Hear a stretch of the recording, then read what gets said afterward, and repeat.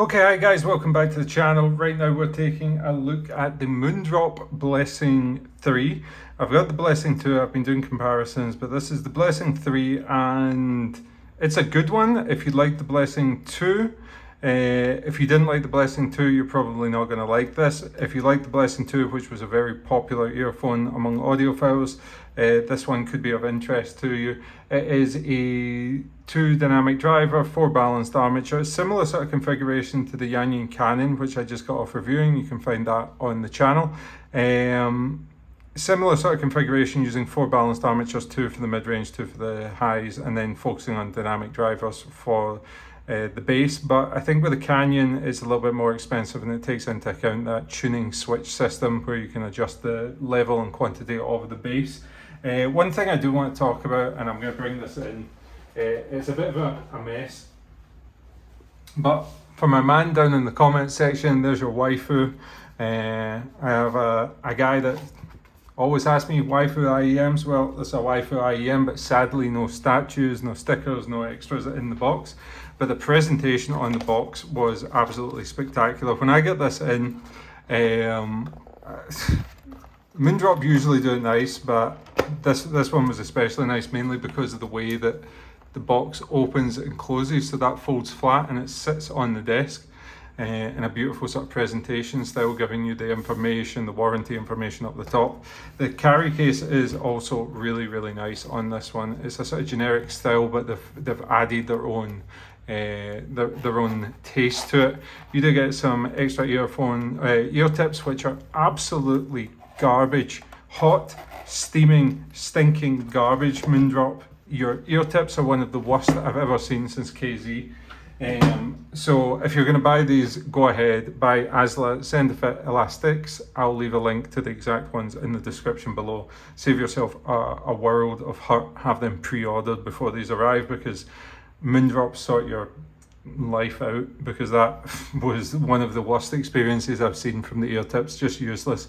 The earphones themselves though are absolutely stunning, like absolutely gorgeous, and it's mainly down to, not so much, I'm not a big fan of this chroming on the outside on the faceplate and stuff like that. I get that some people do enjoy this, but to me it just looks a little bit sort of plasticky and a little bit, you know, I like the rib design. I don't know if that's picking up there maybe. But the thing that got me to fall in love with this was actually the inside structure, where I can see all the driver configuration. Now it's 2-pin connector, you can see the balanced armature sitting in there, and then back here you see the dual dynamic. And it's always interesting to see how they set up the dual dynamics, so they're sitting in there in parallel with each other and going to fire down out this nozzle out the back here. Just a really, really interesting looking earphone in the hand. The cable is absolute junk as well. I'm really, really disappointed with this. Straight away I went and switched it over to the cable that I was reviewing previously from Tripone. I think that's a much nicer pairing, and it has the little pop of the blue from the earphones matched against that, so I'll leave a link to that cable in the description. But realistically, when you're spending $320 on earphones, why the hell are Moondrop not including something decent out of the box? It retains memory, you can see it retaining some memory there. After the split, I don't like that it's single-stranded, so that it's got quite a lot of microphonics bouncing up and down it.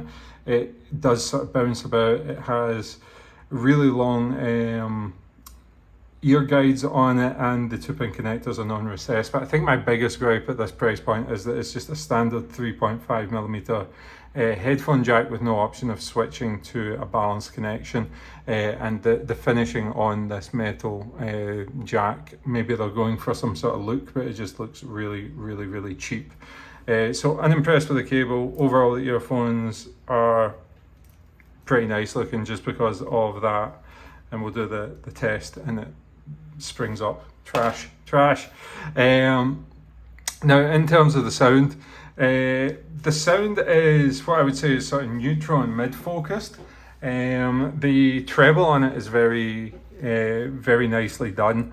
It is smooth with good extension, so that creates a decent amount of width in the soundstage, but not so much in terms of depth. It doesn't feel like it's an out of the head experience, but it certainly feels like it's coming from left and right, if you know what I mean.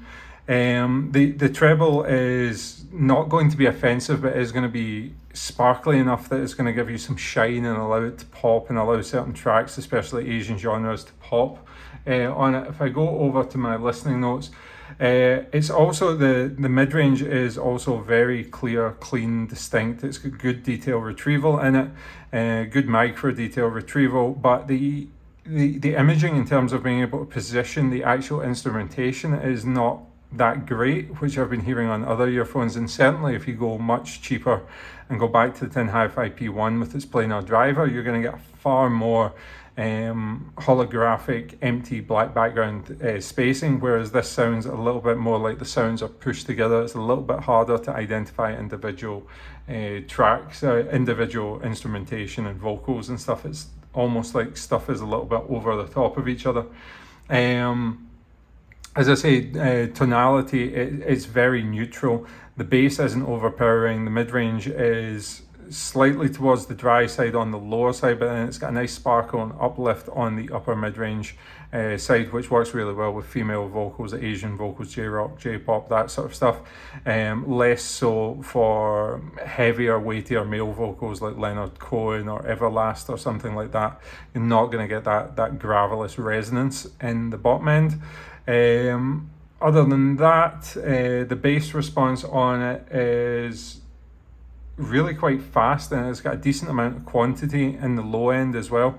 It's not going to be a bass head earphone, far from it, but it's punchy in attack, it's driven, it's aggressive when it needs to be, but it does lack a little bit of texture into the mid-bass response.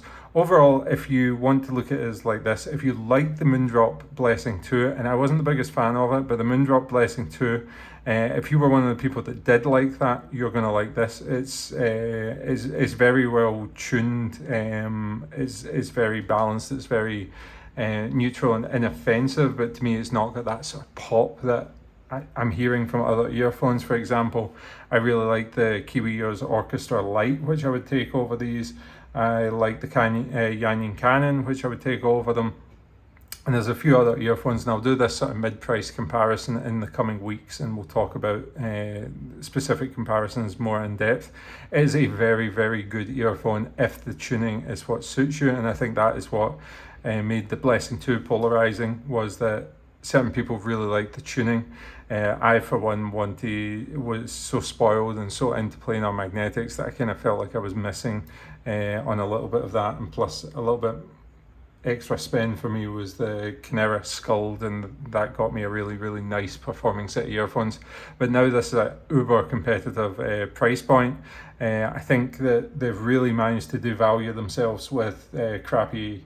They spent a lot of money on the box, so why not include a set of final E-series tips, ASLIS end of fit tips, or just some decent ear tips? Like all your competitors come with them, and the cable is absolute garbage. So it's a shame, because that is such a nice looking earphone and it does actually perform really well, but make it an overall package, don't make me spend more money.